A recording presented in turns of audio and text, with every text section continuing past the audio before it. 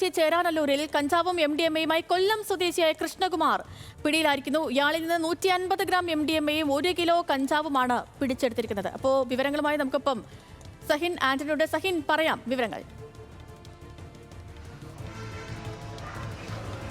സേതു, ഇന്ന് പുലർച്ചയോടുകൂടിയാണ് ചേരാനല്ലൂരിൽ വെച്ച് ഇത്തരത്തിലുള്ള ഒരു ആൾ പിടിയിലാവുന്നത്. കൃഷ്ണകുമാർ എന്നാണ് ഇയാളുടെ പേര്. കൊല്ലം സ്വദേശിയാണ്. ഇയാൾ വിൽപ്പനയ്ക്കായി എത്തിച്ച MDMA-യും കഞ്ചാവുമാണ് പോലീസ് പിടികൂടിയത്. ഡാൻസ് ഓഫ് സംഘത്തിന് ലഭിച്ച രഹസ്യവിവരത്തിന്റെ അടിസ്ഥാനത്തിൽ പ്രതിയെ നിരീക്ഷിക്കുകയായിരുന്നു. ഇന്ന് പുലർച്ചയോടുകൂടി ഇയാൾ താമസിക്കുന്ന ഇടപ്പള്ളി ബ്രഹ്മസ്ഥാനത്തെത്തി പരിശോധന നടത്തുകയും അവിടെ വെച്ച് ഇയാൾ പിടിയിലാക്കുകയും ചെയ്തു. നിരന്തരം ഇയാൾ ലഹരിമരുന്ന് വിൽപ്പന നടത്തിയിരുന്നതായി പോലീസിന് മനസ്സിലാക്കാൻ കഴിയുന്നുണ്ട്. മറ്റ് സംസ്ഥാനങ്ങളിൽ നിന്നാണ് ഇയാൾ ലഹരിമരുന്ന് എത്തിച്ച് വിൽപ്പന നടത്തിയിരുന്നത്.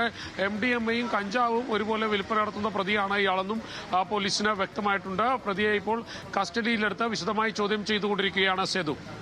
ഓക്കെ സഹിൻ.